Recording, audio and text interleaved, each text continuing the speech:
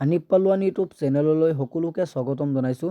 আজি মই লৈ আহিছোঁ আপোনালোকৰ বাবে এখন নতুন ভিডিঅ'টো হ'ল যে নতুনকৈ অৰুণোদয় আঁচনিত যিসকলে আবেদন কৰিছিলে তেওঁলোকে কোন তাৰিখৰ পৰা পইচা পাব। কিন্তু তাৰ মাজেৰে এনেকুৱা কিছুমান মানুহ আছে যিসকলে নতুন আবেদন কৰিছিলে কিন্তু পইচা নাপায়। কোনসকলে পইচা নাপায় মই আপোনালোকক কৈ দিছোঁ।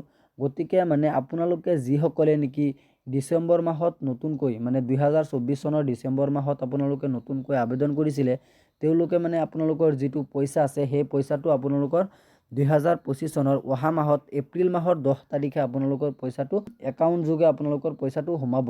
কিন্তু চৰকাৰে মাজতে আপোনালোকৰ যিটো ভেৰিফিকেশ্যনৰ কাম ষ্টাৰ্ট কৰিছিলে সেই ভেৰিফিকেশ্যন প্ৰক্ৰিয়াটোৰ কাৰণে এই পইচাটো কিন্তু মানে কিছুমান মানুহ আছে, কিছুমান হিতাধিকাৰী আছে সেইসকলে পইচাটো নাপায়। ইয়াৰ কাৰণ এটাই, চৰকাৰে বিচৰা নাছিল যিসকল মানে নেকি আপোনাৰ ভুৱা হিতাধিকাৰী বা আপোনাৰ অযোগ্য হিতাধিকাৰী তেওঁলোকে যাতে অৰুণোদয় 3.0 পইচা লাভ কৰি নাথাকে আৰু পিছত আকৌ যাতে চৰকাৰে মানে ভেৰিফিকেশ্যন কৰি আপোনালোকৰ যাতে মানে যিসকল মানে আপোনাৰ ভুৱা হিতাধিকাৰী আছে, অযোগ্য হিতাধিকাৰী আছে যাতে তেওঁলোকৰ নামটো ভেৰিফিকেশ্যন কৰি কটোৱাবলগীয়া নহয়।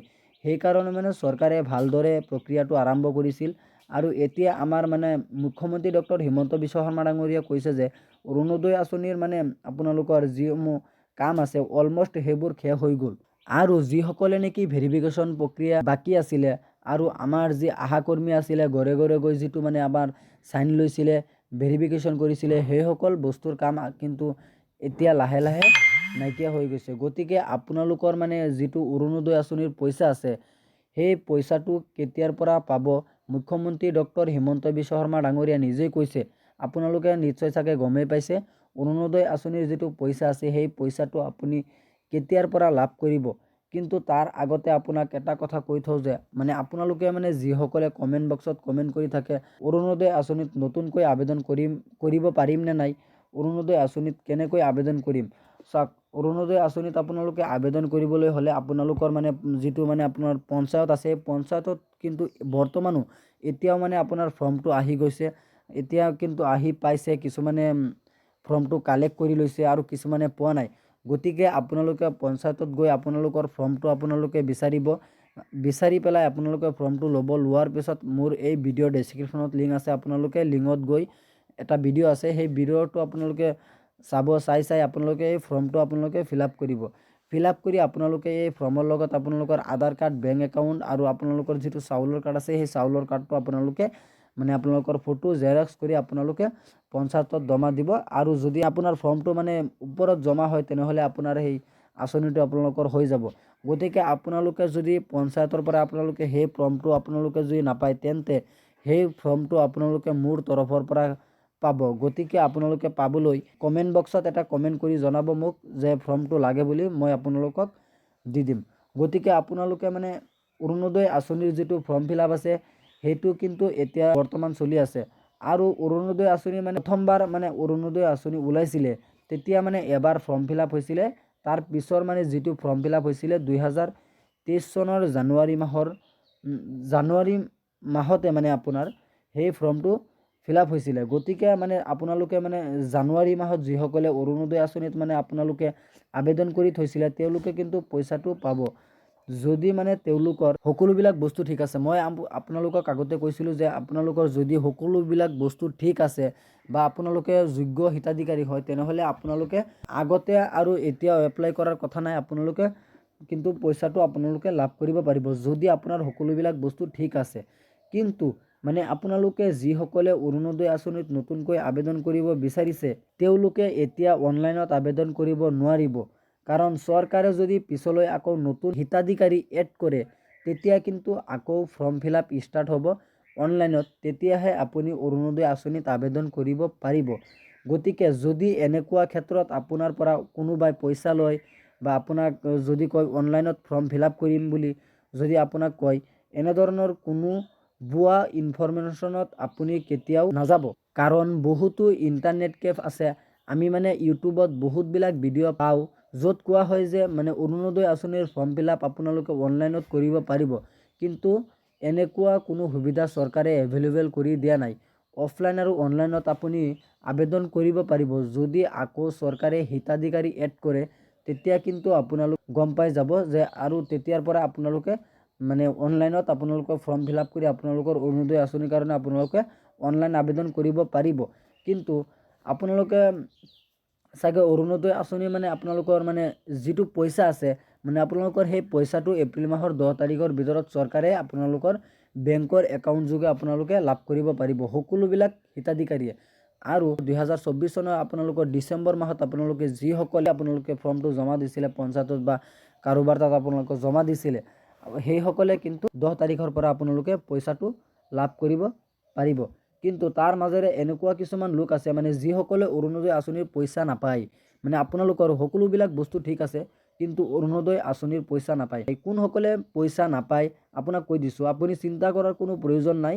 মই এই ভিডিঅ'তে আপোনাক কৈ দিম যে পইচাটো কেনেকৈ পাব আৰু কোনসকলে পইচাটো নাপায় বা কেনেকৈ পাব, কি কৰিলে পাব। চাওক, অৰুণোদয় আঁচনি হওক বা আমাৰ ভাৰত চৰকাৰৰ যিসমূহ আঁচনি মুকলি কৰিছে, ভাৰত চৰকাৰৰ দ্বাৰা মানে যিসমূহ মানে সকলোবিলাক আঁচনি মুকলি কৰিছে, যদি সেই আঁচনিসমূহৰ পইচা যদি আপুনি পাব বিচাৰে, চৰকাৰে আপোনাক বাৰে বাৰে কয় যে আপোনাৰ যিটো মানে আপোনাৰ বেংকৰ একাউণ্ট আছে সেই একাউণ্টটো আপোনাৰ আধাৰ কাৰ্ডৰ লগত লিংক কৰাটো আপোনাৰ জৰুৰী। চৰকাৰে আজিকালি কি কয়, যদি কিবা এটা আঁচনিৰ পইচা ডাইৰেক্টলি হিতাধিকাৰীৰ বেংক একাউণ্টত দিয়ে, আগতে কি হৈছিলে আমাৰ মানে পইচাটো বেলেগৰ হাতলৈ যায় আৰু তাৰ পৰা আমি গৈ আমাৰ পইচাটো মানে বেলেগৰ পৰা আমি কালেক্ট কৰিবলগীয়া হৈছিলে। এতিয়া কিন্তু তেনেকুৱা নহয়, ডাইৰেক্টলি আপোনাৰ বেংকৰ একাউণ্টত সোমাই। গতিকে আপুনি যিটো একাউণ্ট নেকি চৰকাৰী আঁচনি দিছে বা ভাৰত চৰকাৰৰ দ্বাৰা যিকোনো আঁচনিত আপুনি এই আপোনাৰ মানে যিটো একাউণ্ট দিছে সেই একাউণ্টটো আপুনি কিন্তু আপোনাৰ আধাৰ কাৰ্ডৰ লগত আপুনি লিংক কৰি ল'ব। আৰু আপোনাৰ আধাৰ কাৰ্ডত যিটো মোবাইল নাম্বাৰ থাকিব সেই মোবাইল নাম্বাৰটো কিন্তু আপোনাৰ মানে বেংকৰ একাউণ্টত থকাটো একে মোবাইল নম্বৰ হোৱাটো আপোনাৰ জৰুৰী, বাধ্যতামূলক। গতিকে আপোনালোকৰ যেতিয়া অৰুণোদয় আঁচনিৰ পইচা মুকলি হ'ব আৰু যদি আপোনাৰ একাউণ্টটো আধাৰ কাৰ্ডৰ লগত লিংক নাথাকে তেতিয়া কিন্তু আপুনি পইচাটো নাপাব। গতিকে আপোনালোকে কথা এটা বুজি লওক, আপোনালোকে ধৰি লওক যে আপোনাৰ আধাৰ কাৰ্ডৰ যিটো মোবাইল নাম্বাৰ আছে সেই মোবাইল নাম্বাৰটো বেলেগৰ দিয়া হৈ আছে আৰু একাউণ্টৰ মোবাইল নাম্বাৰটো আপোনালোকৰ বেলেগৰ দিয়া হৈছে। গতিকে আপোনালোকে এটা কথাই চিন্তা কৰিব যে ধৰি লওক আপোনাৰ বেংকৰ একাউণ্ট নাম্বাৰটো বেলেগৰ দিয়া হৈ আছে আৰু আপোনাৰ আধাৰ কাৰ্ডৰ নাম্বাৰটো আপোনাৰ নিজৰ দিয়া হৈ আছে। মই আপোনালোকক কৈছোঁ যে আপোনালোকে মানে দুয়োটাৰ মোবাইল নাম্বাৰ আপোনালোকে এটা ৰাখিব। একাউণ্ট আৰু আধাৰ কাৰ্ডৰ নাম্বাৰটো মোবাইল নাম্বাৰটো আপোনালোকে একেটা ৰাখিব। যদি আপোনাৰ আধাৰ কাৰ্ডৰ নাম্বাৰটো নিজৰ থাকে আৰু বেংকৰ একাউণ্ট নাম্বাৰটো যদি বেলেগৰ থাকে, কেতিয়া আপোনাৰ পইচাটো আহিছে, কেতিয়া গৈছে, কি হৈছে বা আপোনাৰ সেই পইচাটো সিহঁতে মাৰি দিব পাৰে, আপোনালোকে গমেই নাপাব। আৰু আপোনালোকে গম পাব কিন্তু আপোনালোকৰ সেইটো বহুত মানে অসুবিধা হ'বলগীয়া হয়, আপোনালোকৰ ভুগিবলগীয়া হয় অসুবিধাসমূহ। আপোনালোকে কিন্তু তেনেকুৱা কাম নকৰিব। আপোনালোকে কিন্তু আপোনালোকৰ যিটো আধাৰ কাৰ্ড আছে সেই আধাৰ কাৰ্ডটো আপোনালোকৰ বেংকৰ একাউণ্টৰ লগত যিটো মোবাইল নাম্বাৰ লিংক থাকিব সেই মোবাইল নাম্বাৰটো আপোনালোকে আধাৰ কাৰ্ডৰ লগত লিংক কৰি লৈ ল'ব। কিন্তু আপোনালোকে তেনেকুৱা ক্ষেত্ৰত আপোনালোকে চৰকাৰী কোনো ধৰণৰ পইচা নাপাব পাৰে। আৰু আপুনি ভাবিব আমাৰতো সকলোবিলাক বস্তু ঠিকেই আছে, তো আমি কিয় মানে আপোনাৰ পইচাটো কিয় পোৱা নাই? আৰু তাৰ কাৰণ এটাই হ'ব, আপোনাৰ একাউণ্টটো আধাৰ কাৰ্ডৰ লগত লিংক নাই বা আপোনাৰ যিটো আধাৰ কাৰ্ড আছে সেই আধাৰ কাৰ্ডটো আপোনাৰ বেংকৰ একাউণ্টৰ মোবাইল নম্বৰ আৰু আধাৰ কাৰ্ডৰ মোবাইল নম্বৰটো মিল নাই। গতিকে আধাৰ কাৰ্ডৰ লগত একাউণ্টটো লিংক কৰি ৰাখিব লাগিব আপোনালোকৰ, যদি আপোনালোকে এনেকুৱা বিপদৰ পৰা বাচিব বিচাৰে। পিছত গৈ আপোনালোকৰ মানে কোনো ধৰণৰ যাতে প্ৰব্লেম নহয়, আপোনালোকে তেনেকৈ মানে সেফটি হৈ চলিব।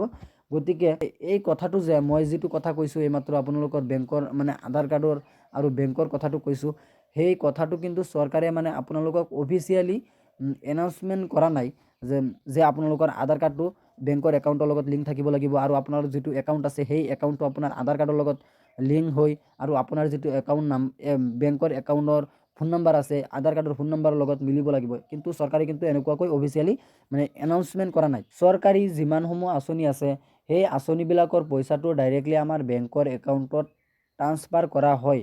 আচলতে আপোনাৰ যিটো বেংক একাউণ্টত আধাৰ কাৰ্ড লিংক আছে বা লিংক থাকে সেই একাউণ্টত কিন্তু চৰকাৰে পইচাটো ট্ৰান্সফাৰ কৰে। মানে আপোনাৰ যিটো আধাৰ কাৰ্ডৰ লগত লিংক আছে সেই একাউণ্টত কিন্তু আপোনাৰ পইচাটো চৰকাৰে ট্ৰান্সফাৰ কৰে।